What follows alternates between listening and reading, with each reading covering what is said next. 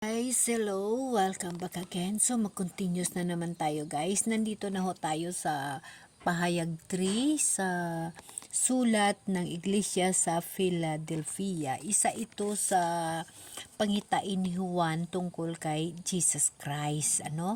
Tungkol kay Jesus Christ. Mga pangitain na tumutukoy na isulat mo ang iyong nakikita at ipadala mo sa 7 iglesia. So, ito yung nakasaad na halimbawa ikaw ay malapit ka sa Diyos at ang Diyos nasa sayo, mga bagay na pangkaraniwan na nangyayari sa buhay mo at pinagtitiwala mo sa mahal na Diyos, mga bagay na ang sarili mo ay pinagkaisa mo kay Kristo, no? Naging iglesia ka ni Kristo, siya ang ulo at ikaw ang katawan. So, babasahin natin yung sulat ng Iglesia sa Philadelphia. No? Isulat mo sa anghel ng Iglesia sa Philadelphia. Ito ang sinabi ng banal at pagkakatiwalaan, siya na may hawak ng susi ni David. Walang makapagsara ng anumang buksan niya at walang makapagbukas ng anumang sarhan niya. No? Napakalalim.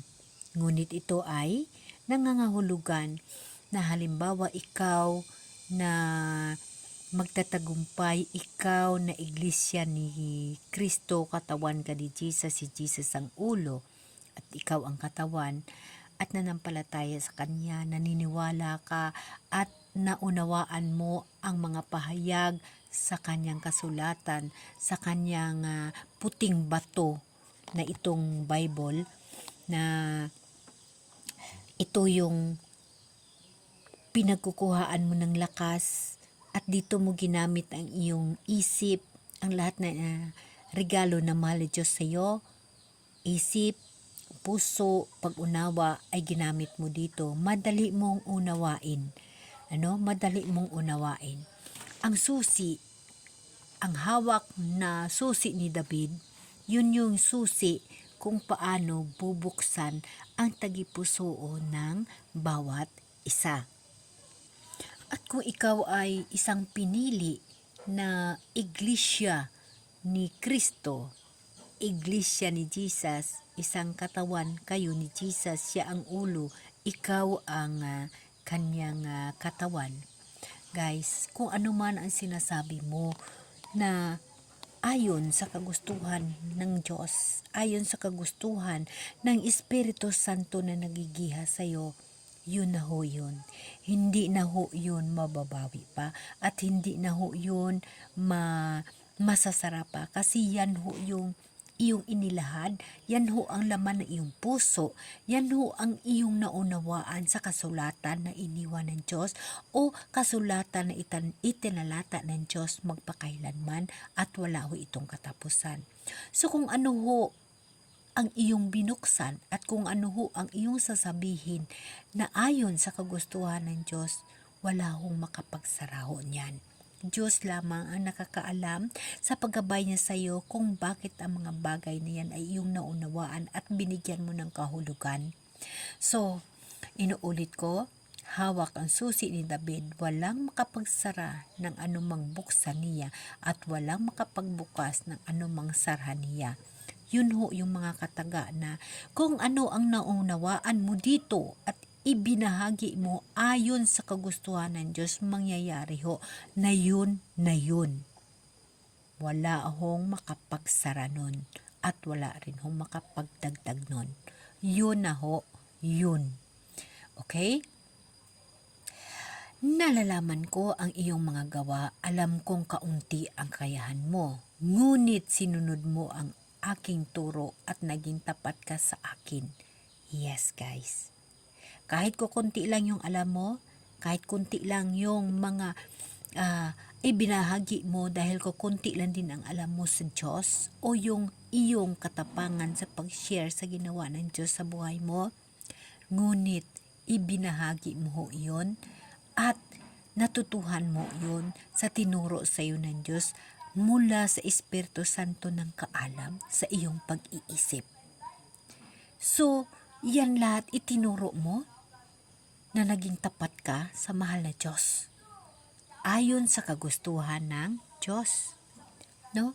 Napakaganda. Ang aking turo at naging tapat ka sa akin.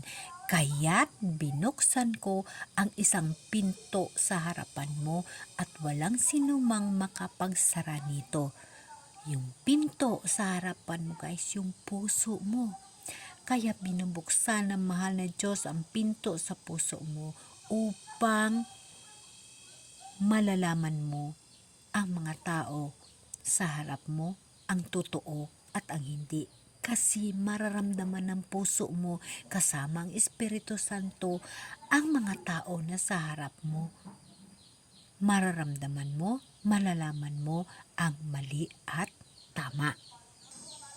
So dahil binuksan ni Diyos ang puso mo, ikaw, binuksan niya ang puso mo, alam mo ang totoo, alam mo ang tao na nasa harap mo, kung ito siya ay totoo, kung ito siya ay mabuti. Mararamdaman mo ho yun.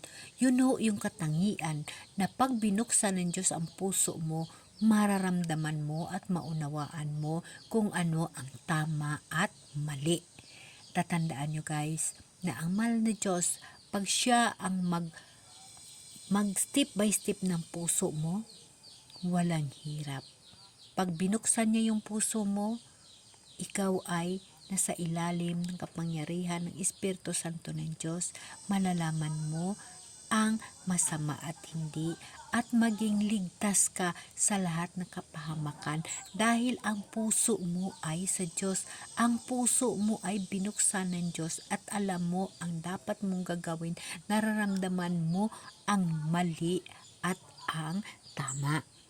So, ipagpatuloy natin, sapagkat binuksan ko ang isang pinto sa harapan mo at walang sinumang makapagsara nito, pakinggan mo ang mga sasabihin ko, sapagkat tinupad mo ang aking utos na magtiyaga.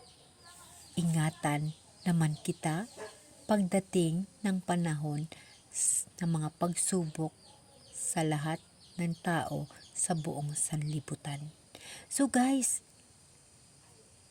iingatan tayo ng mahal na Diyos. Iingatan niya ho tayo dahil matyaga ho tayo. Sa pagbukas niya ng ating puso, matyaga ho tayo. Matyaga ho tayo nagbibigay ng ating mga kaalaman sa ating kapwa ayon ho sa ating karanasan sa Diyos.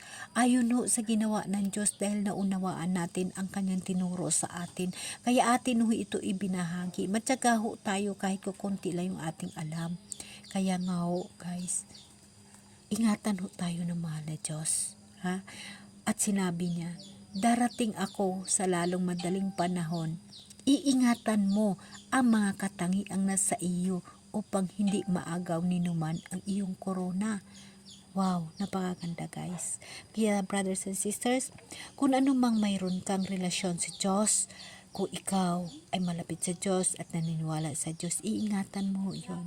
Upang sa pagdating ng mahal na Diyos, kasama natin siya at walang makaagaw ng ating posisyon sa mahal na Diyos.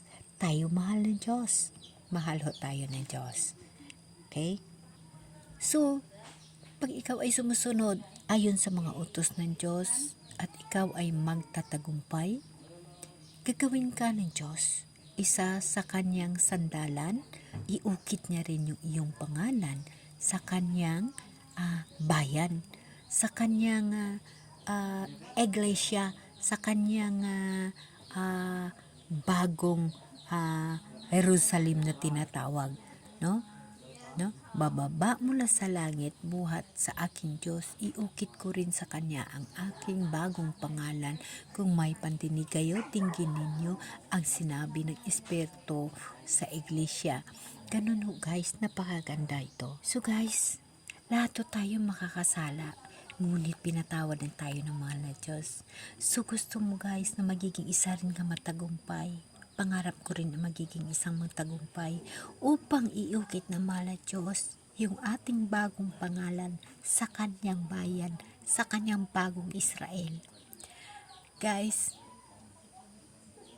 pag ikaw maka-Diyos, ang mahal na Diyos nasa sayo, lahat tayo nangangarap na magiging matagumpay upang maiukit yung ating pangalan sa bagong bayan, sa bagong Jerusalem na bababa mula sa langit, mula sa ating mahal na Diyos. Napakaganda guys. Iukit ko rin sa Kanya ang aking bagong pangalan. Napakaganda guys, diba? Ang bagong Jerusalem na bababa mula sa langit, buhat sa aking Diyos, iukit ko rin sa Kanya ang aking bagong pangalan. Napakaganda guys, diba? Kung matagumpay ka sa lahat ng mga pagsubok, ng mga trials dito sa mundo, mangyayari ang mga pangarap na napakaganda na gagawin ka na haligi sa templo ng mahal na Diyos. Kaya guys, kailangan nating maging malinis, magbago. Alam ko makasasala tayo, pero ang Diyos napatawad na ng ating mga kasalanan. Kaya lagi natin tatandaan na kung ano ang ating